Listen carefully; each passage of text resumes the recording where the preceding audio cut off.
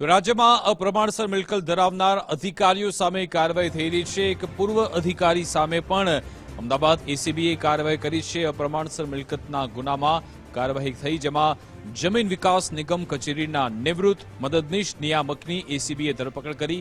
તાપી વ્યારાને નિવૃત્ત મદદનીશ નિયામક સામે એન્ટી કરપ્શન બ્યુરોએ કાર્યવાહી કરી છે। સંતોષ વિનાયક પારુલકર સામે અપ્રમાણસર મિલકતનો ગુનો દાખલ થયો છે।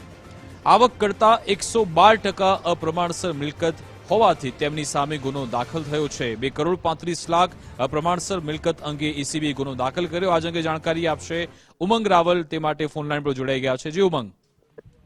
વિકાસ, આપણે જે રીતે વાત કરી કે ગુજરાત રાજ્ય જમીન વિકાસ નિગમના જે તાપી વ્યારાના નિવૃત્ત કર્મચારી છે સંતોષ વિનાયક પારુલકર, જે વર્ગ 2 ના ઓફિસર હતા, તેમની સામે એસીબીએ ગુનો નોંધ્યો છે।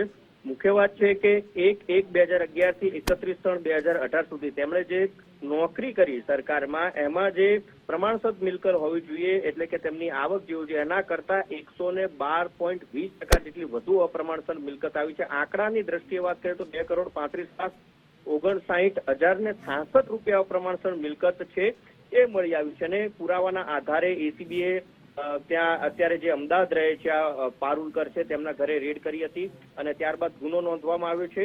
અને એસીબી પોલીસ સ્ટેશનની અંદર જે અધિનિયમ 1988 ની કલમ 13E1E સામે ગુનો નોંધી અને વધુ તપાસ છે એ હાથ ધરવામાં આવી છે। એટલે કે હાલ એસીબી છે જે પણ નિવૃત્ત કર્મચારીઓ અને એમને જે બાતમી અથવા તો જે સોર્સિસ મળે તે આધારે અપ્રમાણસર મિલકત ધરાવતા અધિકારીઓ ઉપર તવાઈ બોલાવી રહ્યા છે। જી